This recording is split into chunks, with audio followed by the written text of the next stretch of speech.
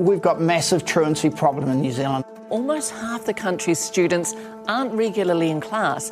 Fewer Kiwi teens are passing Ncea each year.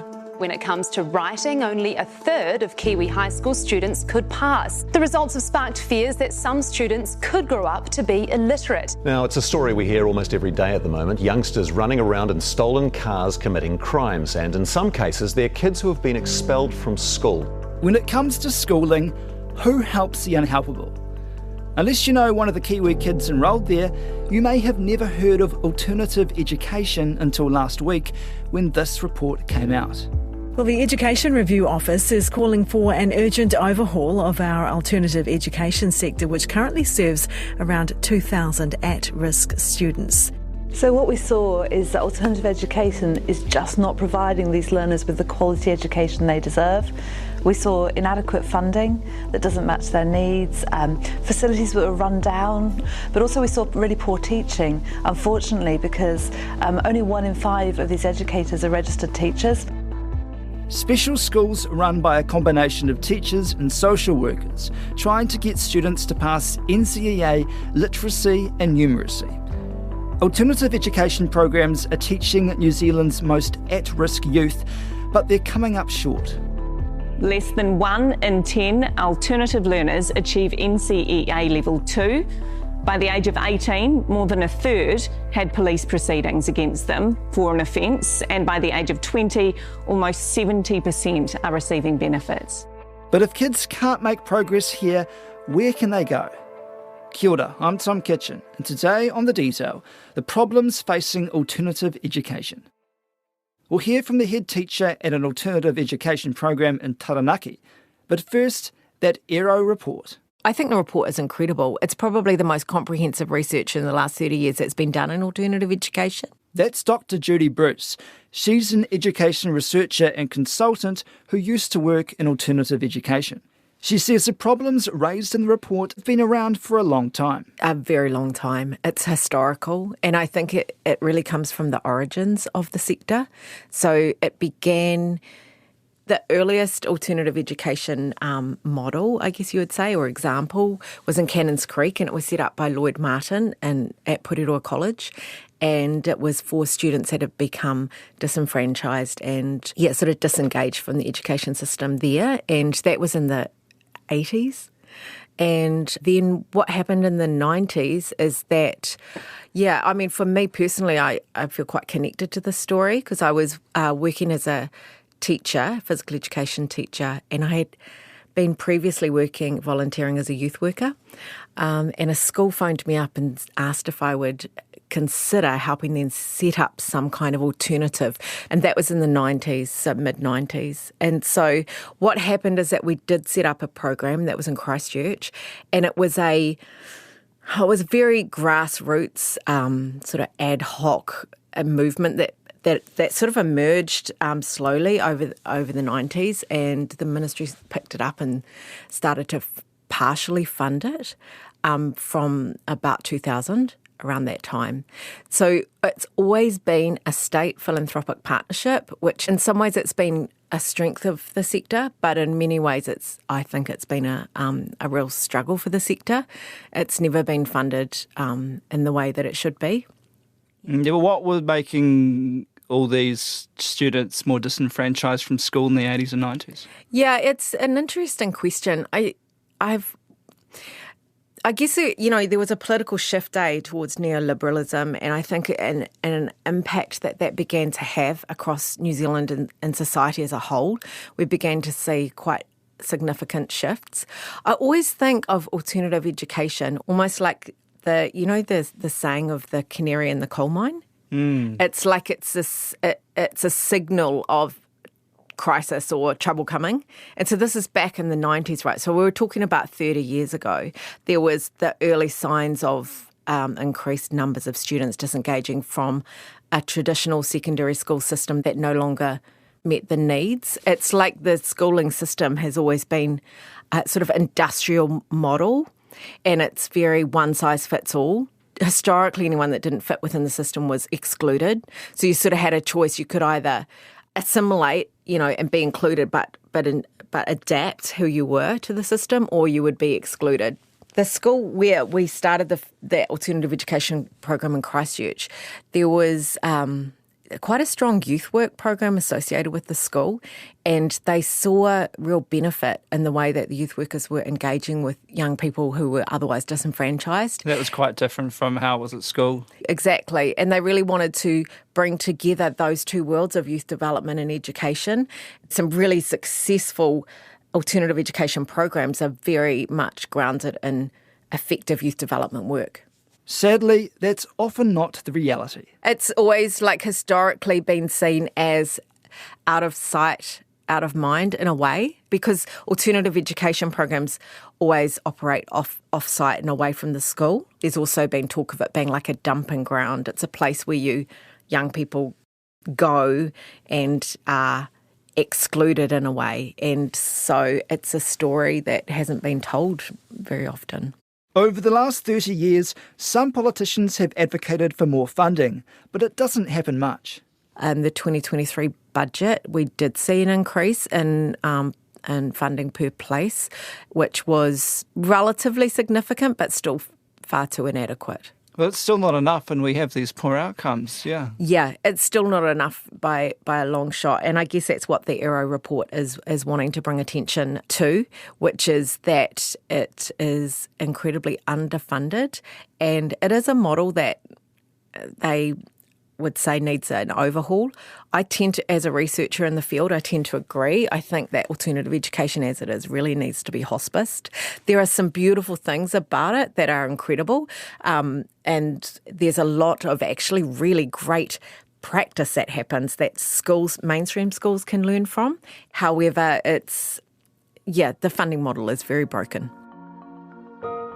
Kia ora, my name is Christina Galley and I run an alternative education program in New Plymouth, Taranaki. Christina teaches alternative education through Ncea, a youth centre that has branches nationwide. The report is alarming and scathing, but at the same time, not entirely unsurprising. The young people in alternative education are disadvantaged in a lot of ways. I think the thing from the Ncea report that I found frustrating is the comparisons between students who are on alternative education and ones who Ncea have called comparable. But I'm not sure how they came up with these statistics of what's comparable. The students who are not in alternative education haven't been removed from mainstream school. So therefore, in and of itself, there is a massive difference between those two groups, because those students who've been removed from mainstream school have, a lot of them, got the message that they're too hard and that they're dumb and that they're not capable of learning and that people don't believe in them. And so I don't think you can compare students who've been removed from mainstream school with students that are still in mainstream school. I don't think that comparison is fair. So this report gives alternative education a bad name? Yes, I think so. But I guess what Ncea were trying to highlight is the struggles that alternative education providers face and the massive funding inefficiencies and the fact that alternative education doesn't have registered teachers and young people deserve qualified teachers. Well, tell me about alternative education. What kind of young people are you working with? We're working with a group of young people aged 14 to 16 who've been removed from mainstream education. Some of those were removed from education by their own choice. They didn't want to be in mainstream school, but the majority of them were removed from mainstream education for behavioural reasons. So we tend to have a lot of young people who struggle with their anger, that might have ADHD or learning difficulties, that are coming from backgrounds which are quite unstable, a history of truancy from school, often a history of being moved between different whānau regularly, so a history of instability with their schooling, and so they arrive disengaged from education, and a lot of them arrive and they do not even believe in their own ability to learn. Christina says, adding to that, underfunding means alternative education providers often only last about 2 years before they can't run their programs anymore. Oh, the funding is appalling. The program costs about 3 times as much to run as we get paid to run it. The funding doesn't even cover staffing, let alone covering the rent, the power, resources, food, all the other things that are needed to run the program. Where do you get the rest of the money from? So our regional manager fundraises to cover those costs from other places, whether that's grant funding or other additional funding that he has to try and source. But yes, the program itself runs as a massive deficit. And so that's why so many providers are so short-lived. And that's why very few programs have registered teachers, because alternative education programs can't afford to pay registered teachers. The ERO report wasn't all doom and gloom. It did have some good things to say about alternative education, as Judy Bruce points out. There's some things like, for example, we know that work, and they were the good things. They're the things that that research has shown over many years. Small groups of young people working in close relationship with adults who really care about them as people first and as learners second, right? Creating a safe space. Those are some of the things that the report showed as being really successful. Some of the things that the report highlighted that are of concern is the training and qualifications and the lack of registered teachers in the sector. I would agree with that, and I do think that we need to see a lot more registered teachers employed in the sector, so that would require a significant funding shift because it's expensive compared to how it's currently funded. But I would go further and say that the teachers would then, because you could employ a registered teacher and they may not connect very well with the young people. So they need to be registered teachers who have specialised training in a range of areas in order that they might really support a young person to get better outcomes. But it seems like sometimes you have youth workers that are teaching these children Ncea level 1 who haven't been qualified, I guess, as a teacher, haven't been registered. Is that a problem? There are some youth workers that are actually trained well to deliver on the NZQA framework. So it's a little more nuanced than that. But essentially, yes, there is a problem where you have an alternative education sector that requires a lot more professional learning and development support and a lot more registered teachers. And the ideal is really, I think, as a registered teacher with secondary experience and a registered teacher with primary school experience who are employed according to the union PPTA or NZEI conditions, right? And who have some youth development training or youth work training and some youth workers and support workers and wraparound workers and tutors to be part of that program as well.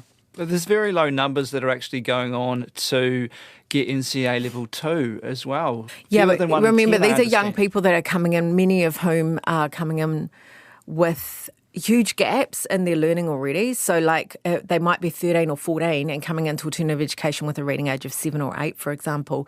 So to expect, on average, remember they're only there for 1 year. So to expect them to suddenly go from reading at year 7, 8 to achieving Ncea level 2 is just not realistic. And also the other thing with transition, a young person might transition from alternative education back into school with the capability to achieve Ncea level 2, but they find the system hasn't changed, right? So the system that disenfranchised them in the first place is still the same system that they go back into. Nothing's changed. So that makes it extremely difficult for them to experience success. A very small number do, but it wouldn't be the usual story. What do you think for the future? You talked about alternative education being hospiced. Yeah, I mean, the report, it talks about a complete overhaul. I do think it needs a complete overhaul as well.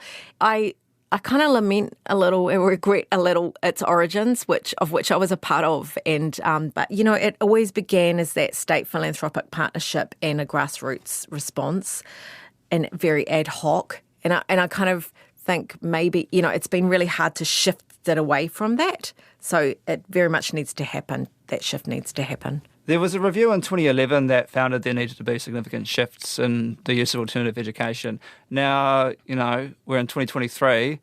Nothing's really changed, it seems. I agree. I think to be honest, I think it's quite appalling. Yeah, that the that the sector has not been recognised in the way that it ought to be and funded appropriately. And I think the Ncea report, I hope that some action will come out of this. I think many people in the sector, I've been in it for 30 years and I haven't seen significant change happen. So I don't really hold a lot of hope, but on the other hand, I hope, because it's what we do and it's a sector that cares. It's sustained by an ethics of care. It's sustained by care, 100%. The students who stay with us for a year can get Ncea level 1s, but the ones who are only here for 6 months can't. And there is a number of students who aren't able to maintain their place on the program for a full year. We also have the issue that until recently, students were expected to move on when they turned 16. So when they turned 16, if they wanted to remain on the program, we had to apply for an exemption to keep them. And most students turned 16 in the middle of year 11. So they didn't have the time to complete Ncea level 1 before they had to leave. Thankfully, that has changed and we can now keep them till the end of year 11. Well, it sounds almost like you're being set up to fail. Yeah, it often feels that way. And the changes that are coming to Ncea level 1 are only going to make things worse. The implementation of the digital literacy and numeracy tests are going to make it incredibly hard for alternative education students to achieve level 1, partly because of the trauma of having to return to their enrolling schools to sit those assessments, but also the nature of unit standards was that young people can collect evidence of their ability over time, whereas in future it's going to come down to a digital test that you only have 2 chances a year to sit. And so if you fail that digital test, then your whole motivation for education and for learning is going to disappear, because what would be the point if I can't pass the online test? Christina used to be a teacher in the mainstream system and says this job is more meaningful, but she has taken a pay cut to do it. One of the difficulties is that I also have a much greater responsibility than I did in mainstream education. Here I teach all of the subjects as well as doing, I guess, the role of what a deputy principal would do too. Having to make those calls about removing students from the program and calls that have massive impacts on young people's lives. And I didn't have that level of responsibility when I was just teaching mainstream. So you sometimes have to remove students from the program? Yes, we do, and it's incredibly heartbreaking. But there are a proportion of young people where the instability in their lives, the trauma of their lives, the behavioural issues in their lives mean that they're not able to maintain their place on the program. The last thing I ever want to do is be the next person who said, "You're too hard." And these young people deserve support. They deserve education. They deserve to have the best rather than being kind of left behind. Well, if you have to remove them, where do they go? Sometimes they're able to get onto the other alternative education program in town. Sometimes they are able to enrol onto Kura Online. But unfortunately, a large majority of them are lost. A large majority of the ones who are removed do not move on to further education. And that's incredibly heartbreaking because they are the most at-risk young people. They're the ones who are transient, who are moved between different couches. They're the ones in emergency accommodation. Because of everything they're going through, they simply can't maintain their place on the program. So we've got some incredible young people who have finished here on the program. We had a student last year, was the first student in North Taranaki Alternative Education to achieve Ncea level 1. And he has moved on to studying carpentry at Te Pukenga Wit here, which has always been his dream to study carpentry. But his story is incredible and awesome and worth celebrating. But what's even more worth celebrating to me is his best friend who arrived at alternative education with really low literacy and numeracy. He achieved, I think, 62, 65 credits in the end, including literacy and numeracy. And for me, his story is even more remarkable because of how far he came. He never would have achieved those results in mainstream school, and how far he grew is incredible. that's not measured in statistics, because statistically he didn't achieve NCEA level 1, but his growth in his learning and his growth in himself as a person was phenomenal. And he is now in full-time employment, and he's making us incredibly proud. So stories like his aren't measured in the statistics, but they're just as valuable. Do you ever hear from some of the students that have left your school or your alternative education service? All the time. In fact, there's one in the building right now. And one of the most valuable parts of my job is when I have those young people who call me or come in and say, Chrissy, I got a job. I got a full-time job, or I got into this program that I wanted to get into, or I finished my course. And they walk in with this pride. And when something great happens in their life, the first person they want to tell is the staff that believed in them. And that is by far the best part of my job.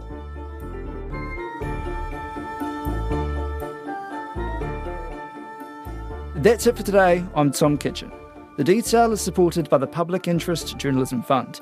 Today's episode was engineered by William Saunders. Our producers are Bonnie Harrison, Alexia Russell and Sarah Robson. Thanks to Dr. Judy Bruce and Christina Galley.